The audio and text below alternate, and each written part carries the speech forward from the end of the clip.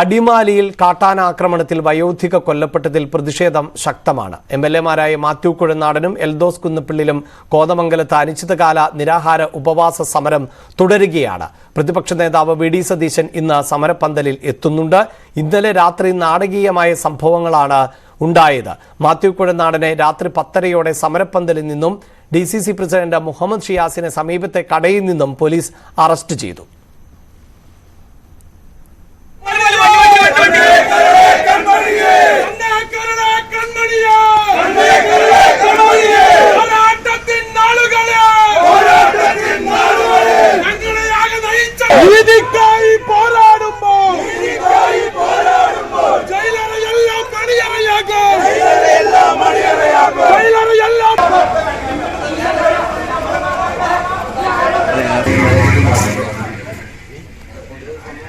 ഇന്നലെ രാത്രിയിലെ ദൃശ്യങ്ങൾ ആണ് ഇപ്പോൾ പ്രേക്ഷകർ കണ്ടത്. കോതമംഗലത്ത് നടത്തിയ പ്രതിഷേധത്തിൽ അറസ്റ്റിലായ മാത്യു കുഴനാടനും എറണാകുളം DCC അധ്യക്ഷൻ മുഹമ്മദ് ഷിയാസിനും പിന്നീട് ഇടക്കാല ജാമ്യം ലഭിച്ച സാഹചര്യമുണ്ട്.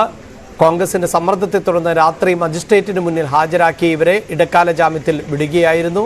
ഇടക്കാല ജാമ്യമായതുകൊണ്ട് തന്നെ വീണ്ടും കോടതിയിൽ ഹാജരാക്കേണ്ട സാഹചര്യം ഹർജി ഇന്ന് വീണ്ടും പരിഗണിക്കുന്നുണ്ട്. അതിനിടെ മൃതദേഹം പ്രതിഷേധത്തിന് കൊണ്ടുപോയത് കുടുംബത്തിന്റെ അനുമതിയോടെയല്ല എന്നും രാഷ്ട്രീയവൽക്കരിക്കുന്നതിനോട് യോജിപ്പില്ല എന്നും കൊല്ലപ്പെട്ട ഇന്ദിരയുടെ സഹോദരൻ സുരേഷ് പ്രതികരിച്ചു.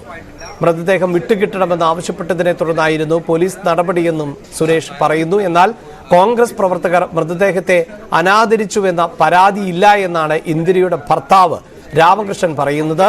ഭർത്താവിന്റെയും മകളുടെയും അനുമതിയോടെയാണ് പ്രതിഷേധിച്ചത് എന്നാണ് മാത്യു കുഴനാടൻ ഉൾപ്പെടെയുള്ള നേതാക്കൾ വിശദീകരിക്കുകയും ചെയ്യുന്നത്. എന്തായാലും ഇതുമായി ബന്ധപ്പെട്ട് കുടുംബത്തിനുള്ളിൽ തന്നെ അഭിപ്രായ ഭിന്നതകൾ ഉണ്ട് എന്ന് വേണം മനസ്സിലാക്കാൻ.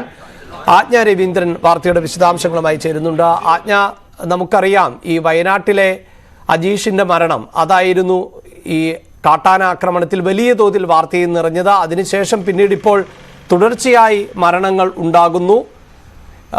അടിമാലിയിലും വലിയ തോതിലുള്ള പ്രതിഷേധമാണല്ലോ നടക്കുന്നത്. ഇന്നത്തെ സാഹചര്യം എന്താണ്?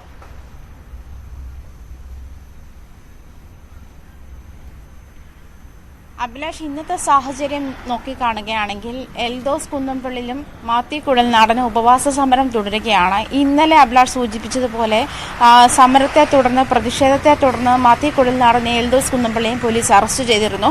തുടർന്ന് ഇവരെ എറണാകുളം സബ് കോടതിയിൽ ഹാജരാക്കുകയും സബ് കോടതി ഇടക്കാല ജാമ്യം അനുവദിക്കുകയും ചെയ്തു. ഇന്ന് 11 മണിയോടെ വീണ്ടും ഈ കേസ് പരിഗണിക്കുന്നുണ്ട്. മൃതദേഹം ആശുപത്രിയിൽ നിന്നും എടുത്തുകൊണ്ടുപോയി എന്നാണ് ഇവർക്കെതിരെയുള്ള കേസ്. ഈ കേസിൽ ഡീൻ കുര്യാക്കോസ് MPക്കെതിരെയും മാത്യു കുഴൽനാടനെതിരെയും അല്ലെങ്കിൽ മാത്യു കുഴൽനാടനെയും ഡീൻ കുര്യാക്കോസ് MPയെയും ഉൾപ്പെടെ 16 പേർക്കെതിരെ ഈ കേസും നിലനിൽക്കുന്നുണ്ട്.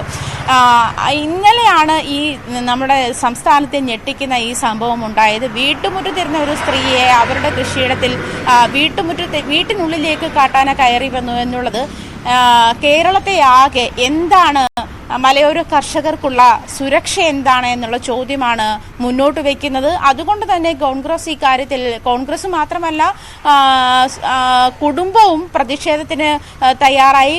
ഭർത്താവിൻ്റെയും മകളുടെയും ആവശ്യപ്രകാരമാണ് പ്രതിഷേധം തുടർന്നതെന്നാണ് കോൺഗ്രസുകാരുടെ വിശദീകരണം. അതേസമയം സഹോദരൻ പറയുന്നത് മൃതദേഹം വിട്ടുകിട്ടാൻ വേണ്ടി പോലീസും ഇന്നലെ ഉണ്ടായ സംഭവം നോക്കിക്കാണുകയാണെങ്കിൽ സമരപ്പന്തലിൽ കയറി പോലീസ് സമരക്കാരെ ആക്രമിക്കുന്നു. അവരുടെ കയ്യിൽ നിന്നും മൃതദേഹം പിടിച്ചു വലിച്ചു കൊണ്ടുപോകുന്നു. ഈ മൃതദേഹം അടങ്ങിയ ഫ്രീസർ പിടിച്ച് വലിച്ചു കൊണ്ടുപോകുന്നു. വീണ്ടും ആശുപത്രിയിലേക്ക് കൊണ്ടുപോകുന്നു. അങ്ങനെ മൃതദേഹം വിട്ടുകിട്ടാൻ തങ്ങൾ ആവശ്യപ്പെട്ടുവെന്ന് ഇന്ദിരയുടെ സഹോദരൻ സുരേഷ് മാധ്യമങ്ങളോട് പറയുകയുണ്ടായി. അതേസമയം ഭർത്താവ് രാമകൃഷ്ണൻ പറയുന്നത് തങ്ങൾ ആവശ്യപ്പെട്ടിട്ടാണ്, മാത്യു കുഴൽനാടൻ പറയുന്നത് ഭർത്താവ് രാമകൃഷ്ണനും മകളും ആവശ്യപ്പെട്ടിട്ടാണ് ഈ പ്രതിഷേധം തുടങ്ങി വെച്ചത് എന്ന് തന്നെയാണ്. എന്നിരുന്നാലും കുടുംബം ആവശ്യപ്പെട്ടിട്ടല്ലെങ്കിലും ഒരു ജനതയുടെ മുന്നിൽ ഭീതിയായി മാറി. ഇപ്പോൾ ഒരു ഇലയനക്കം പോലും വന്യജീവികളാണോ എന്നുള്ള തരത്തിലേക്ക് ഭീതിയായി മാറിക്കൊണ്ടിരിക്കുകയാണ്. ഇത്തരത്തിലുള്ളൊരു സാഹചര്യം നമ്മൾ വയനാട് മുതൽ ഇങ്ങോട്ട് പറയുകയാണെങ്കിൽ ഇത്തരത്തിലുള്ള സാഹചര്യം എന്ത് സുരക്ഷയാണ് ഇവർക്ക് മുന്നിലുള്ളത്?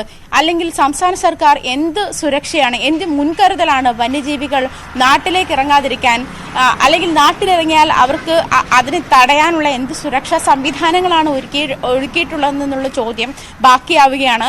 ഇത് രാഷ്ട്രീയ പ്രേരിതമാക്കാതിരിക്കാൻ, ഈ പ്രശ്നത്തെ രാഷ്ട്രീയവൽക്കരിക്കാതിരിക്കാൻ വേണ്ടി തങ്ങൾ ഇടപെട്ടു എന്ന് കുടുംബം പറയുന്നുണ്ട്. എങ്കിൽ പോലും കോൺഗ്രസ് ഈ കാര്യം, ഈ പ്രശ്നം കോൺഗ്രസ് ഏറ്റെടുത്തിട്ടുണ്ട്.